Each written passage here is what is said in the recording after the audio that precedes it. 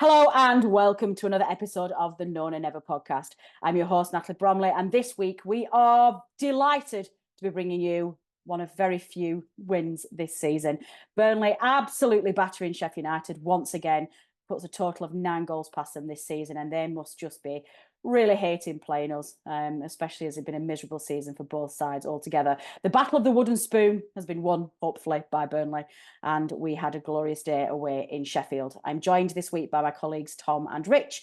I'm going to talk all the way through how that looks in terms of the relegation fight. Is the Great Escape back on, back off again, back on again? Who knows?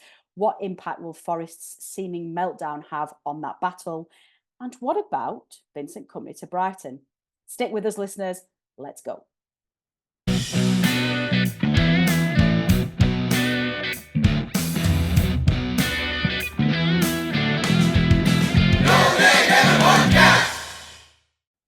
Gentlemen, welcome. How are we both? Happy, I presume. Still just finishing off my hangover from Saturday. Always a good day out in Sheffield, but to get 3 points as well made it a really good day. Yeah, I imagine we'll come back to you straight away, actually, Tom, because obviously you were at the game on the weekend, so you can give us some immediate reaction. Rich, 2 games against Sheff Utd in 9 goals. That you can't get much more categorical than that, can you? I think that's an indication of how horrifically bad they are. No. How good we are, Rich. Come on. Oh, that's what it is, yes. This is a pot of positivity, as this show. I'm as happy as I can be for a team that's 19th in the league. So we've done very well. We have done very well. No, I'm only joking. It's lovely to get a win. It's obviously very nice. You can enjoy your Saturday a little bit more. And watch match of the day. Yeah, but if you're a Sheff United fan, you're thinking, Jesus, we've lost 9-1 on aggregate to Burnley this season. I know, right? It must my word! I thought we were crap, and then Sheff United just gone. Nope, here we are. Yeah, they're definitely the wooden spoon. In terms of atmosphere, Tom, I mean, the crowds going all the way to Sheffield was really impressive, and I think it doesn't surprise me because the support this season away from home has been phenomenal. And actually, those away fans who've travelled all across the country this season were probably thinking, well, this is a great opportunity to actually see my side win live. So it doesn't surprise me the numbers. But in terms of crowd attitude, what was it? Is it buoyant? Is it resigned? Are people just enjoying what's left of the season? What's the feeling before the game? Yeah, it just felt like there was nothing on it. There wasn't really any tension or anything. I wasn't anyone that I chatted to wasn't really talking about, oh, if we win this, we've got a chance or whatever. Instead, last week the Brighton atmosphere didn't really feel like it was a big game, and it was kind of the same. I think people were sort of half expecting that we might win, we might see a few goals. So it was really even in the pubs beforehand and stuff. There's loads of Burnley fans there. It was really loud, really lively. It was a good atmosphere.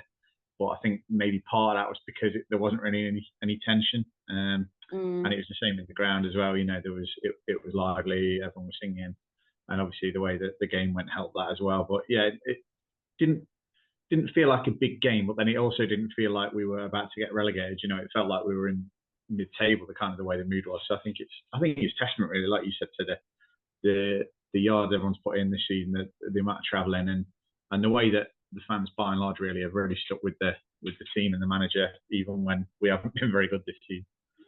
Yeah, I think that's a really good point, and it just goes to show that there's a character amongst the Burnley fans that I think survives every single manager, every single squad, every single league that we go in there, and that we will stick through them. We are quite an honest bunch of supporters. We are quite realistic. We're not self-entitled. We don't spit our dummy out. Sometimes we just take each week as it comes. Rich, it has put us, and we'll come back to Tom in a minute to talk about the game itself, but it has put us in a bit of a weird position where we could I know it's unlikely, but the Great Escape may very well be back on here. Yeah, I think there's been a few weeks like that, as in there were, like, it looks like we're definitely down, and it's like, well, we'll enjoy this game, and we end up getting a good result. And then we get a little bit closer, and then the next game we don't manage to win. We can't seem to string a run of results together this season, and I do think that whenever there's been a game where it's like, bloody hell, if we get a win today, like that Everton game, Wolves game, where we're really back in the hunt, we kind of make a mistake or we don't turn up or something happens and we conspire against ourselves to lose the game somehow or to not win the game. But listen, we have got a bit of an outside chance. You look at our form in recent weeks, and it has been a lot better. I think we lost 3-0 away to Palace, and I think that was a real low moment, that game. We were terrible. We wasn't in the game, and then the week after that, we went away and drew 2-2 against West Ham, and we've overall been playing a lot better in games. And I think Tom mentioned, even if we do go down, it'll be nice to just get a bit of pride back in the shirt, get some competitive games, and we have done that. And I think at the moment we're looking like more of a Premier League side. I think it's helped that Kompany's managed to find a settled team or thereabouts. But do I think we'll stay up? I think probably not. Listen, probably not with our games, but you've got to have some hope, haven't you? What's life without a little bit of hope? I think this weekend's games will be a big testament to it. If we can, Forest aren't going to really get anything against, you can't see them getting anything against City. I think you've watched the way United's played in recent weeks. They are a mess. They've got a lot of injuries. Casemiro might be at centre half again. I think, we will score at Old Trafford, in my opinion. Yeah, obviously, our issues recently have been at the other end. We're at least now we are looking at goal threat. There was a time where we was conceding goals and not looking like scoring goals. So that's a positive. And if we go into that Newcastle weekend, which is obviously the weekend after this, where we're, a couple of say if we get a draw, and Forest losing, we're even a couple of points away from that survival. I think, like Tom said, it felt like there was a little bit of a nice laid back atmosphere. I think Turf Moor will be quite up for that game against Newcastle if we can get something. But listen, it's a long shot, isn't it? It is a long shot. But it's still a shot. That's the thing. We've still got a shot. Yeah. It's kind of, we've been dealt a card with the points deductions. Are Forest going to get some points back?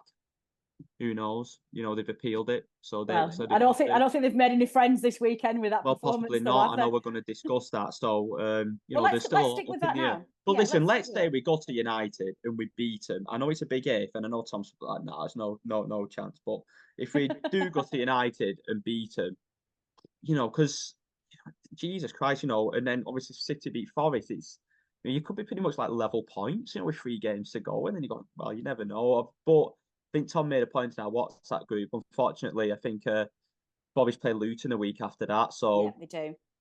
I kind of do feel we need to get 4 points. Is it or not? No, it's weekend not. after It's the weekend Sheffield after? No, Forest don't play Luton, so yeah. No, Forest... I meant Forest play.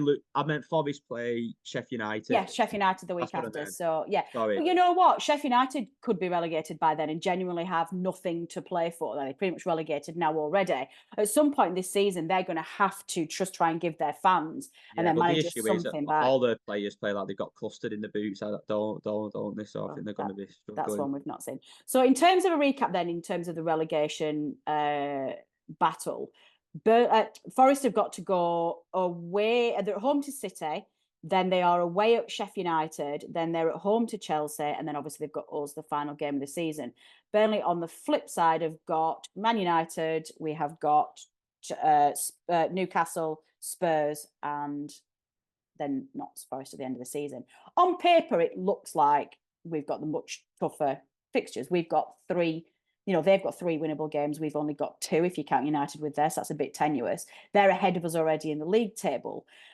But Tom, Rich very much hit the nail on the head. And I think this is what I've written about quite a lot this week. At this stage of the season, there's literally no reason not to have hope because there's 4 games left. We've got everything to play for and nothing to lose. It looks like we're going to go down. We've had a miserable season. So one way or another, it's going to be over in 4 games. And we're either going to look forward to a new season in the Championship or we can actually just be delighted because we survived. There's literally no reason not to. We might as well just all go all in on this train and just get excited. Can you get excited about A Great Escape, Tom? Come on. No, not really. I thought we were going to do it then, Rich. I thought it was going to come across to our side. Well, you've nothing to lose, though, Tom. You've nothing to lose. Well, the thing is, though, it's, if you don't expect anything, then you're not disappointed, are you? Whereas if you go into the Old Trafford game thinking, we're going to win this and we're going to be back on the train, and then we get battered again, then you've sort of ruined your day, don't you? I'd rather have a bit more of a relaxed out than like we did in Sheffield. But I think if you're being sort of objective about it, we're 3 points behind Forest as is, and we're not even talking about Luton here, by the way, and they've got quite a kind running, and they're still obviously 2 points above us. But if you look at Forest, they've got the 3 points above us. The goal difference is miles better, so we've essentially got to make 4 points upon them in the last 4 games. As you said, we've got Sheffield United, which you can't really see them not beating them the way they are. So that's 7 points to make up. We're playing them at home. That's a must win. So then it's 4 points to make up. So that essentially we've got to get 4 points minimum from Man United away, Newcastle at home, and Tottenham away. Do I think we're going to do that? Realistically, no, I don't. But if we do win at Old Trafford, then I'll perhaps start buying in a little bit more, especially because, as Rich said, I don't think Forest are going to get anything off Man City. But it's a big if.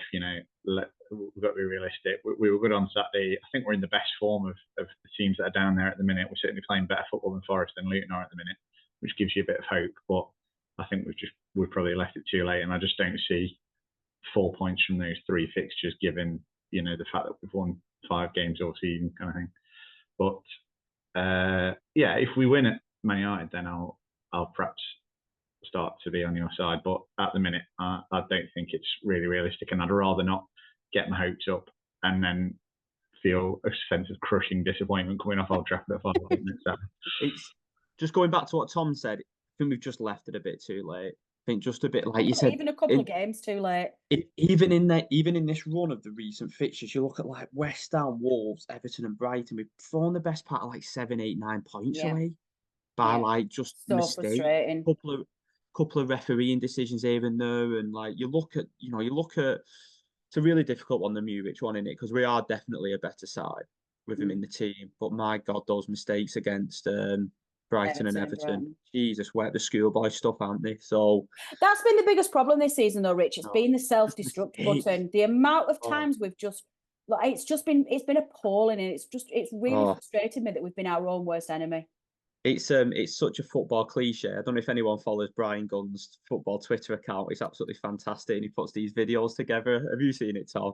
But we have been the architects of our own downfall. I haven't we? And that's a real football cliche, but yeah, we have. Oh my word! Some of the, you could literally I'd love to see someone who's better on with computers than me actually put a compilation together of some of our mistakes with the Jimmy Hill music in the background, because I think you'd get a good long reel of it.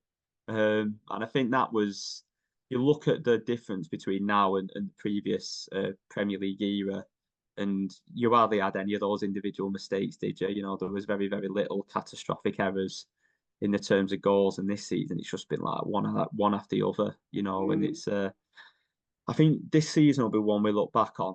I think we'll get relegated and I think we'll look back on and God Almighty, imagine if we got a couple of points here and there, just to keep us up. And you look at Forest, who's obviously had that big whinge, haven't they, about the referee's decision, and you think if that second goal of Foster's got given, what the swing. Oh yeah, they've forgotten about those, haven't they? Yeah. I think so I think I think I'll look back at this season with one of massive, not disappointment, but massive regret of what could have been, because we've seen frustration. That's my biggest feeling. Tom's probably been a bit more frustrated than me in terms of the style of football. I've been really frustrated with some of the basic defensive mistakes and defensive structure we've had. But at the same time, we've had spells of like playing really good football, and we've scored some really, really good goals this season. But there's just been it's just been littered with too much nonsense and too many team errors and individual errors. Yeah, definitely. Tom, one of the things that Rich touched on then was just how much, and we've talked about this many times, just how much stronger a side we look with Muric in the team. Kompany stuck with him this week, despite those howlers against Brighton and against Everton. And he showed some character, particularly in that first half. He pulled out some incredible saves to keep us in the game in a first half that Sheff United probably edged. Yeah, I think up to our first goal, they were the better team, really. They were certainly the only one to whip the keeper in the first sort of half an hour. 2 really good saves. The one from McBurney, it's a poor finish, but Muric just got to stand up and he does what he needs to do. And then the save from Brereton Diaz as well. Again, he should just square that. Diaz. I don't know why I'm calling him Diaz. That's not his name, is it? I don't know why everyone pretends this. Brereton Diaz. It's quite annoying because he's not. It's called Ben Brereton. then Brereton should score, or he should square it, but he does neither. Muric makes the save. And I think the first sort of 30, 35 minutes, the frustration was we had a lot of the ball, but we just weren't very direct. There's a lot of, as Rich says, I find the football we play quite frustrating at times. It's kind of why I play one pass when 10 will do kind of attitude that we seem to have sometimes. But the first goal was kind of everything that I was wanting to see. It was the run from Odobert was brilliant. It reminded me a little bit of at Wembley when we played Sheffield United. You know, Elliott and McCann running through the middle and breaking out. It was just direct. He has the shot, it gets blocked, and then from first viewing in the away end, it was like, how has that gone in? Obviously, when you watch it back, there's the big deflection and the keeper's just wrong footed, but it trundles into the back of the net. I don't think it was really a lead we deserved. I think, like you said, Sheffield United edged the first half, but the reaction to it was brilliant. You know, as we've said with us a lot this season, when we concede a goal, you can see the heads drop sometimes, and it was the same Sheffield United. Then we go at the other end and get a second one a couple of minutes later, and it's another. I know Richard said some of the Sheffield United players, they had custard in the boots, and that keeper had custard in his gloves as well. He had a bit of a shocker in that first half, and it's 2-0 at half time, and we didn't really deserve to be 2-0 up at half time, I don't think, and this is why I think it's probably not a great idea to get carried away, because if we play like that first half against Man United, we probably will be 1 or 2 down at half time, and then then the bubbles burst. But I think the second half, Sheffield United come out, they score that goal pretty early on, and Muric has to make another brilliant save. But when they got that goal back, you're thinking, God, here we go again. You're thinking about West Ham away or whatever. But the reaction to that was fantastic. And after they pulled one back, we went up a couple of gears then, and we looked like a good side, and we really controlled the game after that. So that was very encouraging to see. And I know the caveats, they're not a good side, Sheffield United, etc. But as the old adage says, you can only beat what's put in front of you, and we did that. In the end, we did that convincingly, and we could have won by more than 4-1 as well, I think. Yeah, no, I think that's true. Rich, one of the things as well that we've perhaps not been able to say for most of this season, but feels like it's coming, certainly improving in the last 4 games. You look at Forest's performance this weekend, that tweet, we've all seen it, the tweet that they put their admin, that they got their admin to put out, accusing the referee of cheating, claiming that they told that the VAR representative was a Luton fan and they asked for him to remove. That's turned out to be not true. It's just a really, listen, we all share their frustration with terrible refereeing decisions. The standard of refereeing in this league is light years behind the standard of the football, and it has to be addressed as soon as possible. There's some shocking decisions being made for everybody all season. So we get it, but you simply cannot do what they've done.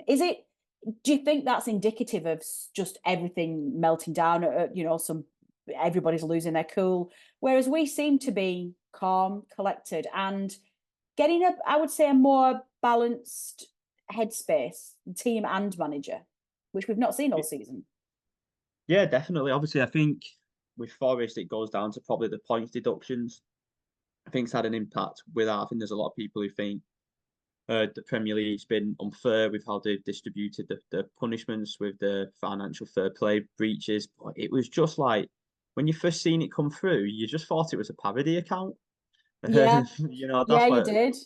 And you thought, but then you actually like, bloody hell, it's actually Forest's real account. But and then you hear after the owner and the fan, and I can't pronounce his surname, so I'm not going to try. But Tom might know better, being from that part. I know Tom's not from Nottingham, but being from the East Midlands, he might have a few Forest fans to pronounce. That's a tenuous link, is that? I'm just going to say. It's East Midlands, isn't it? Yeah, Tom, you're from roughly that end of the thing. Can you maybe just help us with some pronunciation, please? No, I'm sorry, maybe I didn't word it correctly. I know Tom's got a few Forest fans, so we might hear his name said more. Don't like that idea. That's what I meant. But then with him, he is a loose cannon, and that's me putting it politically correct. It doesn't surprise you at the same time. I think there was that game when we played Olympiacos where he went chasing the referee down the tunnel when they had a decision go against him. And in my opinion, they've done it to put pressure on the Premier League to go, look at us, poor little Forest, we're getting all the decisions against us. So they're trying to swing the bias in Forest's favour, that maybe are the officials in the coming games, are they going to be scared to make a decision in case they're going to come under more heat? But it's a very, very risky one, knowing what the kind of they're facing with the points deductions and different things. I know they're having an appeal at the moment, which kind of, will they get points back? Who knows? But obviously that goes to an independent regulator, doesn't it? I think I'm right on that. Yeah. But yeah, it's just a very interesting one. And like you said, I think we're just quite calm, cool, and collected. You've seen JJ Watt, I thought, spoke very well on the overlap, saying, we've got two plans if we stay up, if we go down. And the realistic expectation with Burnley is they probably had a good idea behind the scenes that we've probably been relegated since Christmas, so it doesn't come as a surprise. And I suppose going into this mini run-in, we're nobody's favourites to stay up. So it does take the pressure off, as we can kind of go to Old Trafford and play with freedom, and express ourselves a little bit without the pressure being on, where you feel the pressure is firmly on Forest, in this position now from where they are to stay up. And it's probably the same for Luton, to be honest. I know they had a bad result at the weekend, but nobody expects them to stay up. And I think the Premier League this season has been, this is kind of my maybe 20th year watching football that I remember. I'm 31 now, and I can't remember a season at the top level being as messy as this, in terms of obviously points deductions. Oh, it's been appalling. Decisions. Yeah. Here, there, and everywhere. It's not, on the whole, it's not been an enjoyable season for football, and we can do a whole nother podcast on that. But yeah, I think Forest are definitely feeling the pressure. And like I said, I just want to go into that last game of the season, somehow or another, them lose enough games, us get enough points where if we win, we stay up.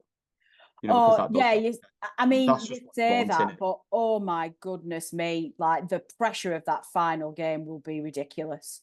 Can you imagine? I just want to give ourselves a shot, or give ourselves a chance, because I'm in the boat with Tom. I don't expect us to stay up. And even if we're somehow getting into a position on that last game of the season where we can stay up, I think it's a bit different than last time.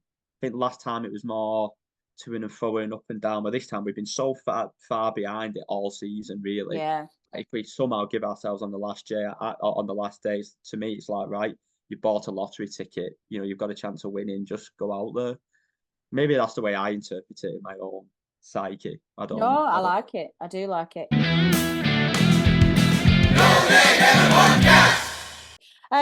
Be interesting one though, because irrespective of what happens this season, where we're going to be playing our football this season, there has been some question marks raised in the press today, Tom, that Vincent Kompany may not be with us next season, which has been quickly refuted by, very much Alan Pace, who did have a little bit of his own Forest Twitter strategy today, where he came out and called a certain football influencer on Twitter a child, which was okay, this is going to escalate at some point. But there's been rumours today that Brighton are going to be looking for a new manager in the summer, and high up on their list is Vincent Kompany. Now, we'll come back to Tom on this in a minute, because I know how he feels about this, and I think he's got some really good points about who a manager is managing. Is he managing his own CV, or is he managing a team?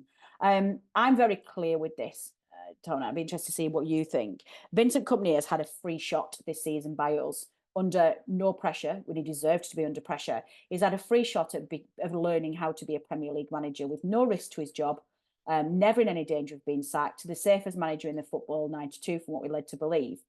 He absolutely has to repay that loyalty, and the price of that is to stay with us next season, presuming it's going well, and get us out of the Championship and back up into the Premier League. I am absolutely adamant about that.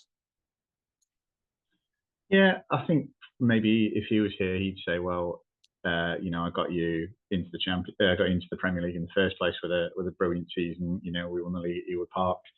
Therefore, I'm kind of owed a year." Maybe he'd say that, and he'd probably have a fair point as well. I think it's fair to say that the vast majority of clubs would have sacked him, go around Christmas kind of time. It wasn't just that the results were bad, the performance levels were bad.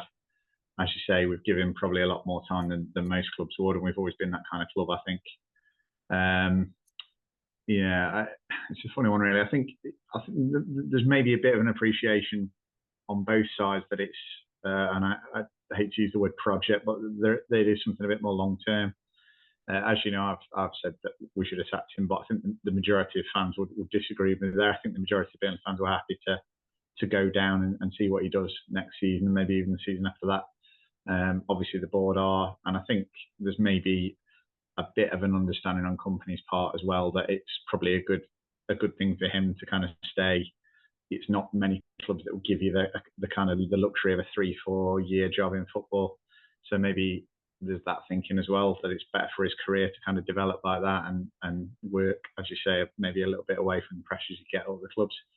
Having said that, it's a very volatile industry, and you could have the first 10 games are bad next season and we're in mid-table, he could get the shot then, and then there is chances of getting another Premier League job.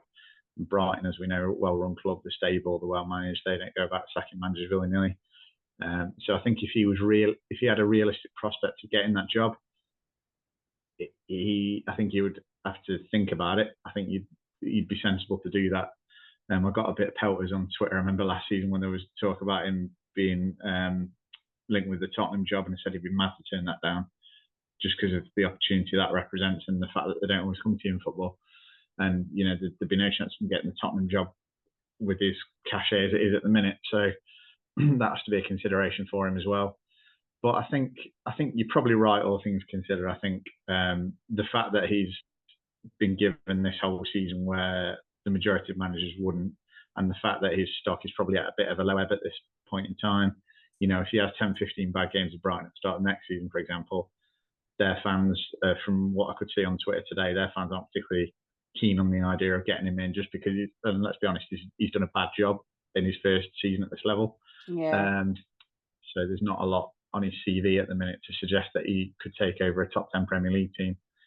So yeah, probably all things considered, it makes sense for everyone just to stick with him for however much of next season. I think even his biggest supporters would say, if it's going badly halfway into the season, then it's perhaps something that we need to review. But I think the understanding from the club at the minute is that he's, like you say, he's got the safest job. And from Alan Pace's tweet as well, he seems pretty confident that he's going to stay. And hopefully that's not as bad as the sort of free Nathan Teller stuff they were putting out earlier in the summer for coming back and biting. Yeah, I think they probably need to have a look at that and rethink that. Rich, over to you. You've got some pretty clear thoughts on this, I think. Yeah, I think from my point of view, I completely understand why Brighton would want Kompany. I think if you look at Brighton's model and their style of play and how they want to play, it's not exactly the same as Burnley's, but there's a lot of similarities. And I know this sounds daft to Tom, and I won't say Tom struggles to get his head around this, but I don't think they're as bothered about Kompany's results that he's done with Burnley this year. They're more bothered about the style of play that he does, and his ability to sign young up and coming players and then obviously be able to sell them on, which replicates Brighton's model. Obviously, it's probably Brighton's look, maybe what he's done with like Odeberg, Koleosho, Matson, Teller, and I think that's probably where Brighton's looking at it from their point of view. I think De Zerbi, there was a lot of eyebrows raised about when De Zerbi came in. People are like, well, his record's not been that good this season, but he matched everything that Brighton wants. I don't know the ins and outs of it, so I'm not going to pretend I know, but I know Brighton obviously are very, very statistic, they're very data driven, they have some, I don't know what it is, but Tony Bloom and somebody else who works in the club, they have some algorithm which they put into a computer, and it like comes back then with players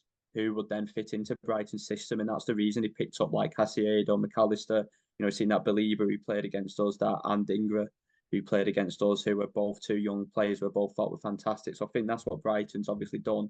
And I think in 2 games against Brighton this season where we've got a draw against them, I think they'd have watched those 2 games and been impressed with how we played. And going back to what Tom says, at times this season, it's infuriating. I've been infuriating with the defending this season more than the style of play. Yeah. But I probably, and obviously the mistakes which we mentioned, but I think Brighton will probably look at that style and go, right, if he's got better players and he's got better defenders, especially playing the way Kompany wants to play, I think they think he can be successful. I know Pace has come on Twitter and kind of dismissed it, but to me, there's no smoke without fire with this one. And as we know, Sasha's very, very reliable when it comes down to Vincent Kompany. So whether that'll happen or not, you would like to think after Pace has been very, very loyal to Kompany that he would stay with us. But as Tom says, if he was offered that job, a firm concrete offer, it's very, very hard to turn down because, as we say, you know, in football, it's very fickle. You know, your stock can be up here 1 minute and it can be down here the next. And if he starts the season badly with us, then he gets sacked. You know, I don't think he will get a Premier League job then. So I think it's a very, very interesting one. And I think it's one that we can wait and see what happens. I'm not particularly. It's quite funny the way Pace does that and comes out. He's when he chooses to be vocal on social media and when he chooses not to be vocal. I find quite interesting. Yeah, you've been frustrated with that this season, though. I'll leave. I'm not going to go into that. I'm going to leave that there today. So I think we'll just have to see. We'll just have to see what happens on that one. But then where the Burnley go, it's an interesting one, isn't it? That's all football and all the funny games that happen within it. I think it's fair to say I'd be more frustrated at him going if we get relegated than I would be. If we were staying in the Premier League, I'd just be like, you know what, it's been a great ride, it's time to move on. I probably wouldn't be as bothered. I don't feel the same emotional attachment to Vincent Kompany as I did to Dyche. Well, yeah, it's not as long. It's not as long. But even at the beginning, I got a relationship with Dyche very, very. There's something about Dyche which technically, listen, Dyche tactically sets up the way, but Dyche is what Dyche does well. It builds connectivity with people. That's what that, you know, where you feel Kompany's, the way he's dealt with Zaroury and Benson and Roberts this season, you see it's very much. Very cutthroat. I'm the manager, you're the coach. He probably sees players as this. Is that the right word? Dispendable items that he can. They're assets. There is assets that is. They're assets rather than people. I might be, you know what? I might be completely wrong. I'm just talking conjecture here, but I don't know. You're not going to get sued. Don't worry, Rich. You're all right. I've got a question for you, Natalie. So we didn't win that game against Luton, and we were still within the hunt. If we sat Kompany after that game, do you think we'll be above the relegation zone now? Yes. So it's a really interesting debate, this Kompany one, and whether he should have stayed, whether he should have gone. I think now you've got to keep him. But you have to keep him. That's right. Who would you have brung in at that time? You know. Yeah, correct. And it's a difficult one. Really hard one. We were never going to sack him because of this 5-year plan. They've got. And because his name's Vincent Kompany. Yes. If Kompany's name was Tom Whittaker, he would have gone in November, December. Okay. That's twice you've thrown Tom under the bus this episode. I'm just saying. I'm just counting. No, or if his name was Richard Steele, or if his name was Richard Steele, or what I'm trying to get to. Natalie Bromley definitely wasn't. If Kompany didn't have this career he did at City, I don't think he'd still be in this job now, and I don't. Yeah. Which is, listen, obviously like Lampard and Gerrard and Rooney gets job because of the names. You can't ignore somebody who's had that pedigree in football, who's been there and done that. And there are benefits to that as well. And I think we've benefited the last 2 years. Some fantastic players. We have. We've also benefited from an increased media profile, which is really important. Under Dyche, the media were not interested in us at all. We weren't getting coverage, and that generates revenue and it generates a brand. So that's been good. We have had, we're not being talked about for relegation. We've not got outside media pressure saying, you know, the sack race, Vincent Kompany's under pressure. And that's actually been quite nice this season. And so we have to take that benefit as well. We do. Tom, I think leaving it with that, I think, like I say, I think the one reason, because we didn't sack Kompany in January when we all thought we should have done, it would actually be a bit of a, ironically, considering how vocal we've been about our displeasure with our manager times this season, it would actually be a real kick and a real disappointment if we do go down and he does leave us, because that does leave us in a position of not guaranteed, but no longer in a very strong position to come out of the Championship. That's my concern now. Yeah, it would. I mean, there's going to be, you'd imagine, quite a bit of upheaval in the summer anyway, with the amount of players we've got and the way that we seem to do business under ALK and Kompany, is that we seem to bring in a whole new team every year. Obviously, we've only got 2 years as a sample size, but that's been the case both times. I think it shows you, you know, there's a lot of talk of, well, he got us up, so let's stay loyal to him, and even if he takes us down, let's stick with him. It's not always the best way to think about it, because, as I say, he's not necessarily going to be loyal to us, and I'm sure he doesn't necessarily feel like he owes us anything, having got us up here in the first place. And if you do stick with a guy who's out of his depth, as I think that's as I say, I don't think that's how the majority of Burnley fans feel, but that's how I feel certainly. If we do go down now and he does leave, then we've just wasted that year, haven't we? Whereas, as you said, I mean, I was talking about getting rid of him October, November kind of time after the Bournemouth game, and I would have given a different manager a window. But say we've stuck with him, and then he does go. I mean, and I will caveat this by saying I don't think he will. I don't think he'll be Brighton's first choice by any stretch of the imagination, and I don't think he's desperate to jump ship either. I don't think we're going to be worrying about this in the summer. But if we did, then we'd be kicking ourselves and saying, well, we've shown him too much loyalty, really. And you have to be aware of that. It is laudable that we are loyal, and it's laudable that we don't jump to second managers, but you have got to be ruthless. And it's the same mindset Kompany's had this season. He wasn't loyal to Benson, he wasn't loyal to Zaroury, he wasn't loyal to Muric. He thought, I can be better in these positions, and after they got us up, he cast them all aside. And if we thought, as you asked the question, if we thought, if we get rid of Kompany and get someone else in, will that keep us up? Then, in my opinion, we should have done that. But that's where we are now. And as I say, I'm saying this, and it sounds like quite a doom and gloom scenario, but it's all hypothetical because I don't think he is going to go to Brighton. I think he'll be here next season, and I think he'll do a good job next season. So I think though, for me, it becomes if we're having these conversations now.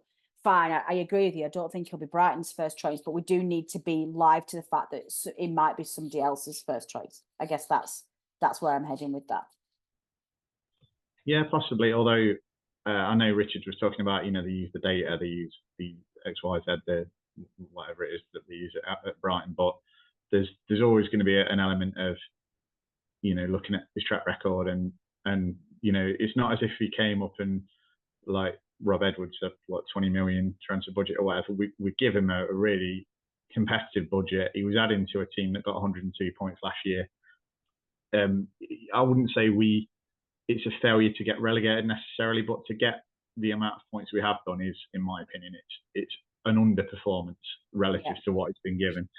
That's going to factor into anything any other club does. And as I say, the reaction of the Brighton fans is not positive to the idea of Kompany going in there. And if you're a fan of another Premier League team, the likelihood is you're going to look at it and say, well, he got £100 million budget, he couldn't get 30 points. This is a season where two teams have had massive points deductions, and we still haven't been above them all season. So is that necessarily the profile of manager? And again, it comes back to probably his name. And if that was Tom Whittaker, who got 23 points this season, would I be getting the link with the Brighton job? I wouldn't have thought so. Not that I play football mind, but yeah. I have to say, it's not really, until this link appeared today, it wasn't really something that I was worrying about Kompany getting poached by another team. And I personally, I don't really think it's realistic at this stage. I think we're in a mad time with football now where style is more important than substance. Yeah, which definitely. Is just what I'm going to do. I think he'll go to Brighton, no, but it wouldn't surprise me because people perceive to like his style. I've mentioned this a few times on the podcast. I'm in a lot of group chat with Everton fans because of work and whatnot. And I tell you what, a lot of Everton fans would take Kompany over Dyche at the moment. Yeah, well, we've said that all season, haven't we? And how much they've criticised Dyche. So that's where we're at with football now. Yeah, so definitely. It's an interesting debate, that one, where we go. I think Tom made a really good point there, and Tom said that he thinks Kompany's out of his depth. I don't think he's out of his depth, but I think he's overcomplicated it. Yes, I think that's a really that's where I think it's happened this year. And I think the last few games we've gone a bit more back to, or the last 10 games we've gone a bit more back to basics, and we've been more successful. I think Bellamy said that on an interview, didn't he? Yeah, I think that's true. Well, I think we're going to leave it. I think that's going to be an interesting one for a future podcast. Actually, I think we'll look into analysing what we think's gone wrong this season and what those frustrations have been. That is all we have time for this week, listeners. My thanks as ever go to everyone who's contributed to this episode. We'll be back on Friday with a preview show looking ahead at the United game. Don't forget to click subscribe to make sure you don't miss another episode. I've been Natalie Bromley. This has been the Known and Never podcast. Until next time. The Known and Never podcast is brought to you in association with the talkSPORT Fan Network. Our host and editor is Natalie Bromley, and the show is produced by Matt Moss. Our resident statistician is Dave Roberts, and our FPL expert is Adam Dennett. The Analysis Show team is collectively Tom Whittaker, Rich Steele, George Poole, Charlotte Rigby, and Adam Dennett. Our music is provided by George Gaskell, and our newsletter team is headed up by Jamie Smith. If you don't already, you can subscribe to our newsletter by visiting nonanever.substack.com. Thanks as ever go to our partners talkSPORT. We are proud to be associated with the talkSPORT Fan Network.